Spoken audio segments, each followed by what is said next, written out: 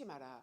두렵고 떨리고 걱정했던 그런 그 축풍병자의 마음을 예수님이 읽은 거죠. 그러면서 안심하라라고 선포하면서 마음의 평안과 또 안식을 누릴 수 있도록 예수님이 위로하시는 것을 볼 수가 있습니다. 두 번째로는 내 제사함을 받았느니라 이렇게 선포하십니다. 여기서 보면은 그 죄 때문에 질병이 발생할 수 있다라는 것을 여기서 말해주고 있고요. 인간의 모든 문제의 근본은 다 죄에서 시작한다라는 것을 볼 수가 있습니다.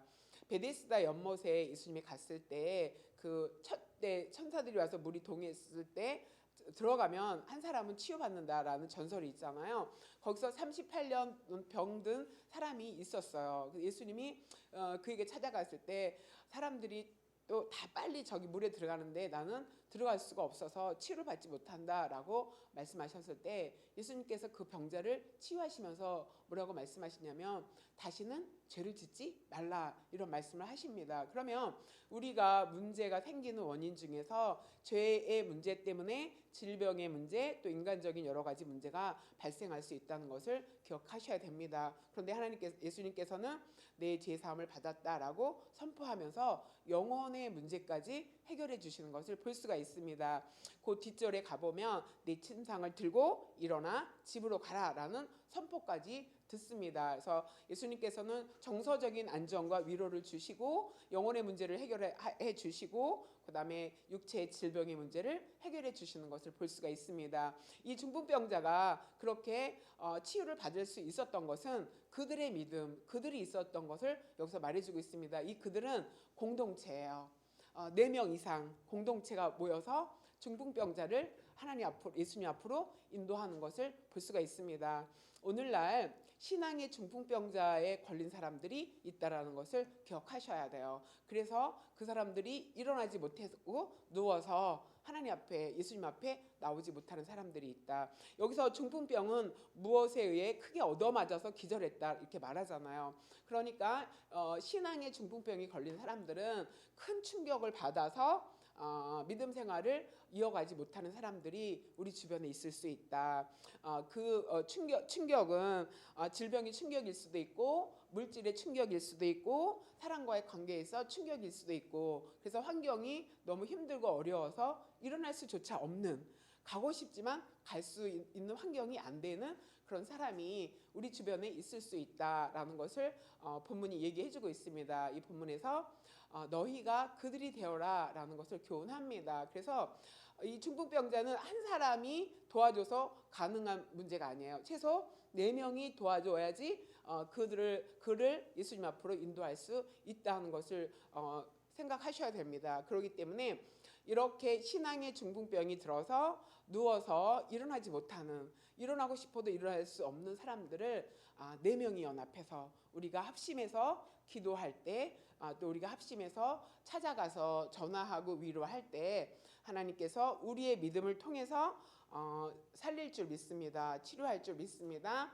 그래서 내 주변에 신앙에 중풍병 걸린 사람 없나? 그래서 정말 힘들어서 신음하고 소외되고 그런 지체들을 우리가 돌아보면서 우리의 믿음이 우리 공동체의 믿음이 한 사람을 예수님 앞에 세워서 문제를 해결받고 다시 소망을 얻는 삶을 살도록 인도해야 될 필요가 있겠습니다. 아멘. 두 번째로는 마태복음 9장 20절에 보니까 12해 동안 혈루증으로 앓는 여자가 예수의 뒤로 와서 그 겉옷가를 만지니 이는 제 마음에 그 겉옷만 만져도 구원을 받겠다 함이라. 예수께서 돌이켜 그를 보시며 이르시되 딸아 안심하라 내 믿음이 너를 구원하였다 하시니 여자가 그 즉시 구원을 받으니라. 이 장면이 나옵니다.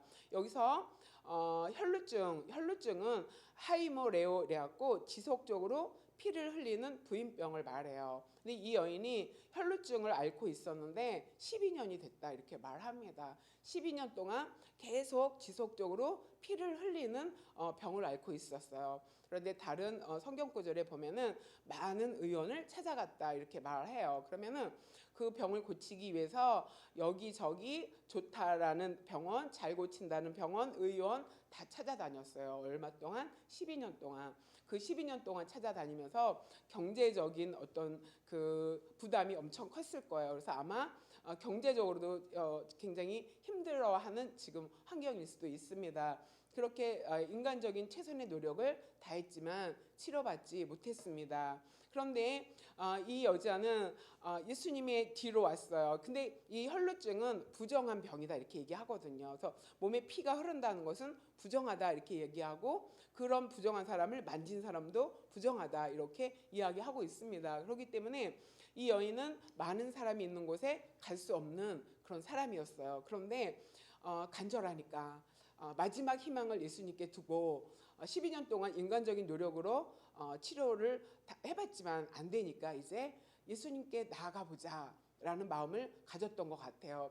주변에 이전에 예수님이 많은 기적의 사건이 일어났기 때문에 소문으로 들었던지 어떻게 들어서 예수님이 병을 치료하신다라는 그런 소식을 듣고 예수님 앞으로 나가기로 결정합니다. 그래서 예수님이 가는 곳마다 많은 무리가 있다고 나옵니다. 그 많은 무리가 있는데 그 많은 사람을 해치고 예수님 앞에 나아가기는 쉽지 않습니다. 그 다음에 부정하다라는 그런 닉네임을 가지고 있는 여인이 예수님 앞으로 나가려면은 굉장한 용기가 필요했다고 볼 수가 있습니다. 그런데 간절함이 있으니까 예수님이 마지막 희망일 수도 있으니까 예수님이 뒤로 가서 이렇게 생각합니다.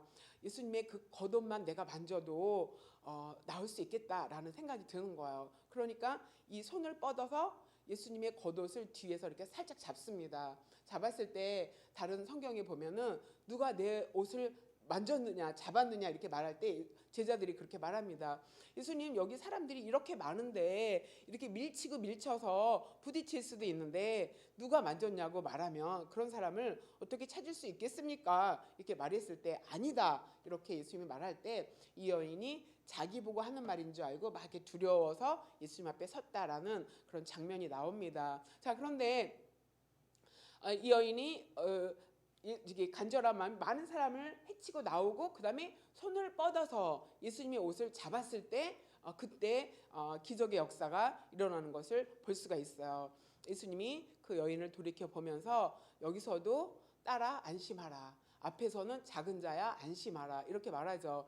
그러니까 이 혈루증 걸린 이 여인은 질병으로 고통받기도 하겠지만 그런 부정한 여인은 그 제사를 드릴 수가 없어요. 예배를 드릴 수가 없어요. 그러니까 종교적으로도 단절되어 있고 또 많은 사람들과 관계가 다 끊어져 있을 수도 있죠. 12년 동안 아팠다면 결혼했다면 이혼할 수도 있고 또 결혼하지 않았다면 또 결혼할 수 있겠다라는 소망도 가지지 못했던 사람일 수가 있단 말이에요. 그런데 그렇게 두려움과 염려와 걱정을 안고 있는 그 정신적인 어떤 어려움, 또 영적인 어려움, 막 이런 육체적인 어려움을 다 가지고 있었죠. 그렇게 두려워하는 마음으로 예수님을 찾아온 그 여인의 마음을 또 예수님이 읽으셨어요. 그러면서 딸이라고 부르죠.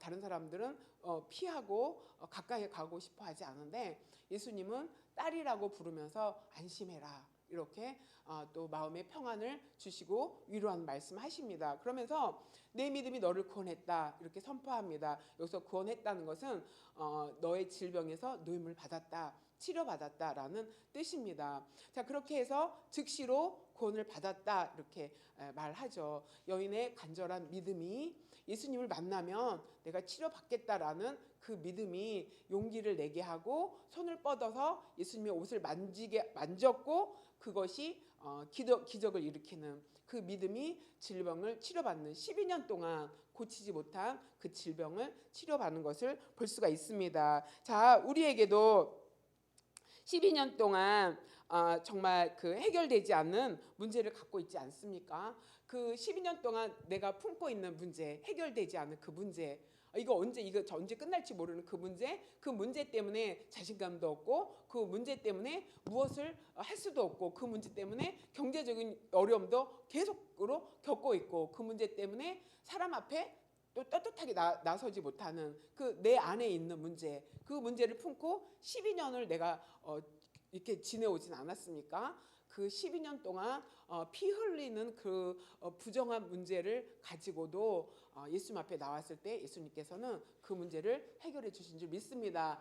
예수님 앞에 나가야지 문제를 해결함 받습니다. 그래서 내가 오랜 세월 해결하지 못했던 그 문제 오늘 예수님 앞에 가지고 나가면은 예수님께서 그 믿음을 보시고 또 치유하셨듯이 우리의 문제를 해결해 줄 줄 믿습니다. 이런 간절한 문제가 질병을 치유하고 또 기적을 낳는다는 것을 기억하시고 우리도 그런 기적을 경험하는 저와 여러분 되시길 소망합니다. 자, 그 다음에는 9절에서 마태복음 9장 18절에 보면은 한 관리가 예수님 앞에 나와서 절했다. 그런데 이 관리가 이렇게 말했어요. 내 딸이 방금 죽었사오니 오셔서 그 몸에 손을 얹어 주소서. 그러면 살아나겠나이다. 이렇게 말합니다. 다른 성경에 보면은 회당장이라고 이렇게 얘기하죠. 이 회당장이 예수님 앞에 나와서 절한다라는 것은 무릎을 꿇었다는 거죠. 예수님 앞에 경배하고 자기를 예수님 앞에 낮추면서 딸의 문제를 가지고 옵니다. 딸이 방금 죽었다니까 거의 죽을 위기에 있었죠. 또 다른 본문에 보면은 하인들이 와서 죽었습니다. 선생님을 괴롭히지 마십시오. 이렇게 소식을 들으면서 이제 완전히 자기 딸이 죽었다라는 소식을 듣습니다. 자, 그런데 이 아버지는 포기하지 않는 믿음을 가졌어요. 죽었다 그랬으면 죽었으면 이제 끝난 거잖아요. 이제 죽었으니까 이제 끝이다. 이렇게 생각할 수 있어요. 포기할 수 있어요. 이제 여기까지인가 보다라고 생각할 수 있어요. 그런데 이 딸의 아버지는 포기하지 않았어요. 자, 내 딸이 죽었는데 예수님이 내 딸에게 손을 얹으면 살려주실 수 있어. 이런 믿음을 가졌어요. 포기하지 않는 믿음. 다 죽었다고 생각하고 뒤에 보면 헌화하는 자들이 죽은 사람들이 있을 때 거기서 피리 불면서 막 이렇게 악기를 치면서 그 슬픔을 함께했던 많은 사람들이 있었는데 그 사람들은 다 죽었다고 인정하고 있었는데 아버지는 자기 딸을 포기하지 않았어요. 그러면서 예수님께 나갔어요. 예수님 앞에 예수님이 손을 얹어 주소서 이렇게 말하니까 예수님이 일어나셨다. 이 포기하지 않는 이 아버지의 믿음은 어떤 믿음이냐? 죽은 자도 예수님이 살려주실 수 있다라는 믿음을 가졌어요. 그랬더니 예수님이 그 말을 듣고 일어나셨다. 예수님이 일어나게 하는 믿음, 포기하지 않는 믿음.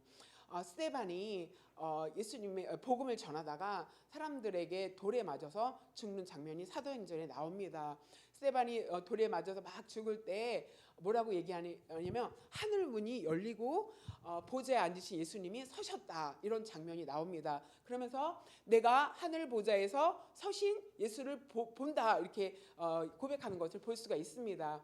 스데반이 그 순교하는 그 현장에서 스데반의 그 믿음을 보시고 하나님 우편에 앉아 계신 예수님께서 그 자리에서 일어나셨습니다. 자, 성경에서 예수님이 일어나셨다라는 장면이 그렇게 많이 나오지 않습니다. 스데반이 순교당하는 그 현장에서 예수님이 일어나셨고 그 다음에 죽은 딸을 포기하지 않는 그 아버지의 믿음을 그 믿음의 고백을 듣고 예수님이 그 자리에서 일어나신 것을 볼 수가 있습니다. 일어나서 어디로 가요? 그 딸이 있는 곳에 가시죠. 자, 예수님께서 제자들과 함께 갔더니 그 관리의 집에 갔더니 피리 부는 자들, 떠드는 자들 그런 많은 무리가 있었어요. 그런데 예수님이 뭐라고 말씀하시냐면 이 소녀가 죽은 것이 아니라 잔다 이렇게 선포하셨습니다. 자, 그랬더니 그 말을 들었던 사람들이 다 비웃었어요. 죽은 거 다 아는데 잔다라고 말하니까 예수님이 하시는 그 말씀을 비웃었던 것을 여기서 보여주고 있습니다. 자, 아버지는 딸이 죽었지만 예수님이 살린다라고 믿었죠. 그런데 예수님은 그 죽음의 문제, 죽은 것을 잔다라고 보신다는 거죠. 여러분이 가지고 있던 그 소망 이제 죽지 않았습니까? 이제 내가 옛날에 그 젊었을 때 꿈꿨던 그 파릇파릇했던 그 소망 이제는 묻어서 이 마음속에서 꺼내지 않고 장사 지내지 않았습니까? 여러분의 그 죽은 소망을 꺼내는 시간이 되시길 소망합니다. 여러분의 꿈 꺼내시기 바랍니다. 꺼내서 예수님 앞에 내어 놓았을 때 예수님께서 그 꿈을 그 죽었던 것을 잔다라고 여기시면서 살리십니다. 만약에 이 아버지가 내 딸이 죽었구나 하고 포기하고 예수님 앞에 나가지 않았다면 무수한 사람이 그 죽음을 그 현장에서 포기해서 예수님 앞에 나오지 않았기 때문에 그 기적을 경험하지 못했습니다. 여러분의 죽은 꿈, 죽었다고 생각해서 여러분의 마음에 묻어놨던 그 사명, 그 소망들, 또 여러분이 이제 내 사업은 이제 안 되나 봐, 그래서 포기한 그런 것들 예수님 앞에 내어놓기를 바랍니다. 그 다음에 여러분이 이제는 이건 안 되는 것 같아 라고 생각했던 이런 많은 문제들, 이제 포기하려고 작정하고 있던 그 문제들 예수님 앞에 갖고 나가시기를 바랍니다. 이 아버지의 믿음처럼 예수님 앞에 내어놓고 주님이 손을 대시면 살릴 수 있다라는 믿음을 가지면은 예수님이 그것 때문에 일어나셔서 그 소녀를 찾아가죠. 그러면서 죽은 것이 아니라 잔다. 우리 꿈이 죽은 것이 아니라 자고 있다는 것을 기억하시기 바랍니다.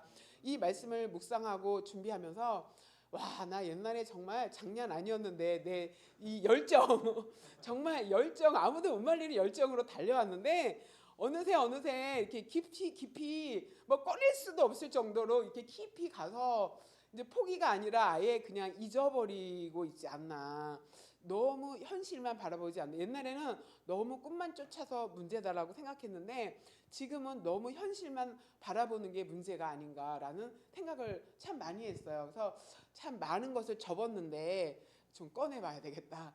지금 자고 있는 거지 죽은 것은 아니다.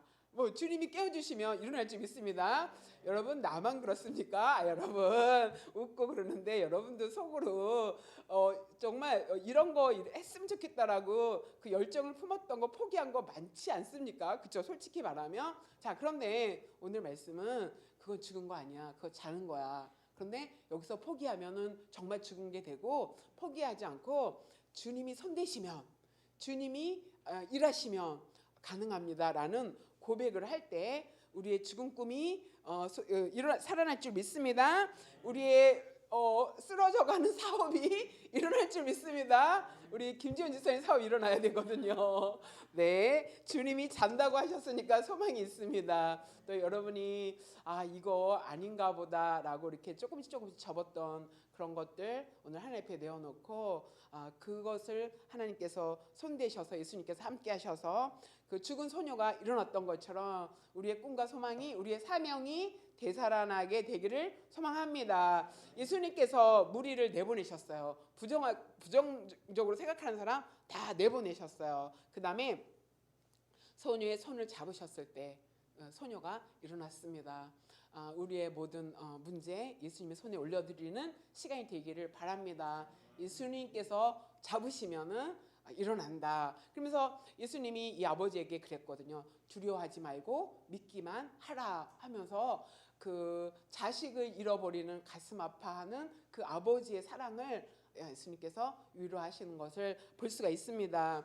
오늘 말씀의 공통점은 다 예수님 앞에 나왔을 때 해결받았다는 거예요. 중풍병자는 자기가 못 나오니까 주변의 친구들에 의해서 예수님 앞에 나왔고, 혈루증 들린 여인은 자기의 믿음으로 나왔고, 또 죽은 딸은 아버지의 믿음으로 예수님 앞에 나왔을 때, 그러니까 내 믿음이 아니어도 다른 사람 믿음으로 내가 문제를 해결하면 받을 수도 있고, 내 믿음으로도 받을 수 있고, 내 가족의 믿음으로도 하나님께서, 예수님께서 일하시고 역사하신다는 것을 기억하시기 바랍니다.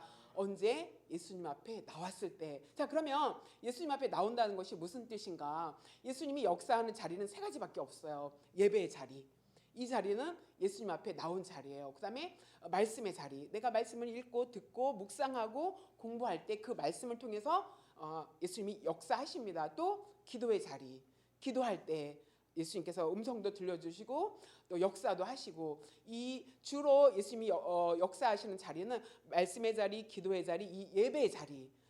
그 외에 뭐 열외적인 문제도, 열외적인 상황도 있겠지만 주로 이 세 가지를 통해서 예수님이 역사하신다. 그것이 예수님 앞에 나아가는 거다라는 것을 여러분이 기억하시면서 오늘 우리의 여러 가지 문제를 놓고 주님 앞에 나아가는, 그래서 우리의 믿음이 기적을 낳는 그런 것들을 경험하는 저 여러분이 되시기를 소망합니다. 그래서 예수님 앞에 우리의 믿음을 보이시기를 원합니다. 그러면 주님께서 일하실 것입니다. 오늘 함께 기도할 제목을 살펴보겠습니다.